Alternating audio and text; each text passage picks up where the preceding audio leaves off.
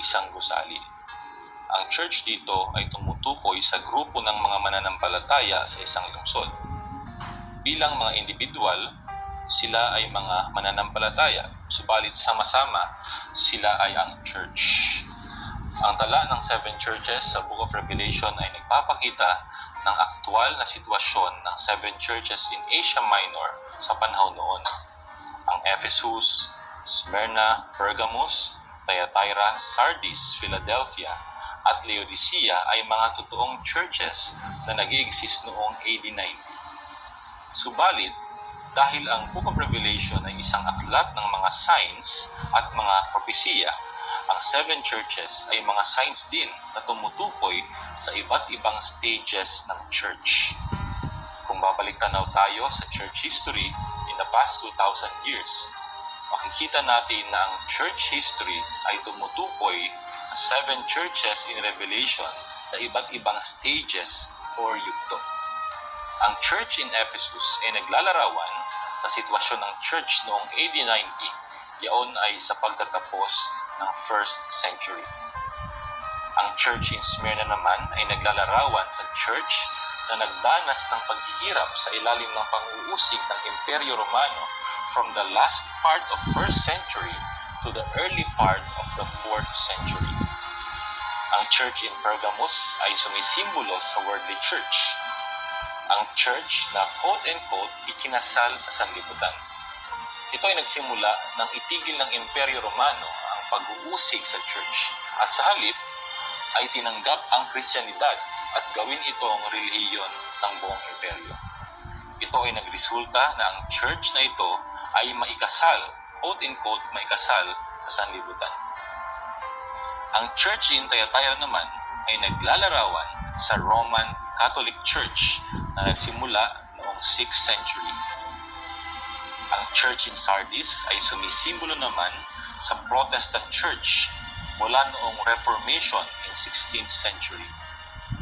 Ang church in Philadelphia ay sumisimbolo sa Church of Brotherly Love. Ito ay nagsimula noong 19th century nang maibangon ng Panginoon ang ilang mga Kristiyano sa England na magpulong at magtipon bilang mga brothers. Sila ay tinawag na Brethren Assembly or the Brothers. Sila ay walang kinalaman sa mga denominasyon at divisive system sa Christianity. At ang church in Laodicea naman ay sumasagisag sa degraded church life ng mga brothers o ng mga brethren mula sa Church of Brotherly Love. Sila ay minsan nang nagkaroon ng mainam at kaya-aya ng church life. Subalit sila ay na-degrade spiritually. Ito ang church in Laodicea. Bilang summary, ang 7 churches ay mga totoong churches noong unang panahon. Yet at the same time, ang mga churches na ito ay naglalarawan sa church history in the past 2,000 years, maging sa kasalukuyan hanggang sa pagbabalik ng Panginoon. Sa video na ito, una nating tatalakayin ang church in Ephesus. At sa mga susunod na videos, isa-isa nating pag-uusapan ang ilan pang mga churches. Sa Griego, ang ibig sabihin ng Ephesus ay desirable. Ito ay nangangahulugan na ang church na ito before the end of the 1st century ay kanais-nais para sa Panginoon dahil sa kanyang trabaho, paggawa, at pagtitiis at dahil sinubok din nila ang mga nagpapanggap na apostol. At hindi lang yan, sinabi din na kinapuputan ng church na ito ang works of the Nicolaitans. Dahil kinapuputan ng Panginoon ang works of the Nicolaitans, kinapuputan din ito ng church in Ephesus.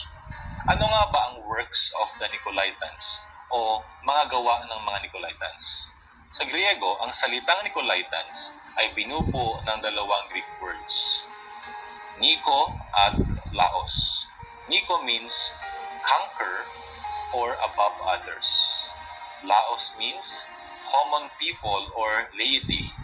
Kaya pag pinagsama, Nikolaos means conquering the common people or climbing above the common people.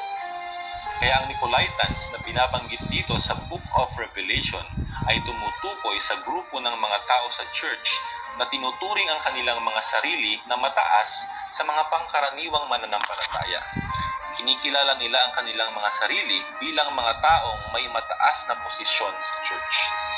Kung sisilipin natin ang kasaysayan, ang works of the Nicolaitans ay tumutukoy sa sistema na eventually inadapt ng Romano Katoliko. Yaon ay ang priestly system na kinapapalooban ng hierarkiya. At sumunod din ang Protestant churches at mga denominations sa sistemang ito. Kaya nga nabuo at naitatag ang pastoral system. Ang sistemang ito ay tinawag na clergy-laity system. Ang clergy ay tumutukoy sa grupo ng mga tao sa church na mayroong posisyon na mas mataas sa mga pangkaraniwang miyembro. At ang laity naman ay tumutukoy sa mga pangkaraniwang miyembro. Ang function ng mga laity ay nagiging dormant dahil sa presensya ng mga clergy.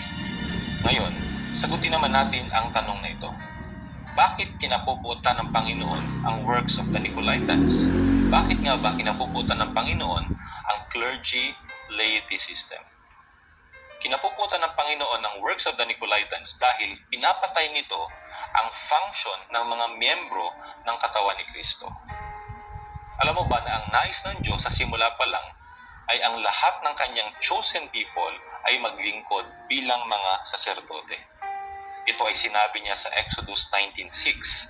Ang kanyang bayan ay kaharian ng mga saserdote. At kung pupunta naman tayo sa Bagong Tipan, sinabi sa 1 Peter 2:9 na tayong mga mananampalataya ay mga maharlikang saserdote. Ibig sabihin, nais ng Panginoon na lahat tayong mga mananampalataya ay dapat maglingkod sa Diyos at hindi lang ang iilan sa church. Subalit, at the end of the 1st century, pumasok ang works of the Nicolaitans at sinubukang sirain ang naisin ng Panginoon na lahat ng mga mananampalataya ay maglingkod sa Diyos. Sa mga susunod na video, kapag tinalakay natin ang church in Pergamos, ang works of Nicolaitans ay magiging ng teaching of the Nicolaitans.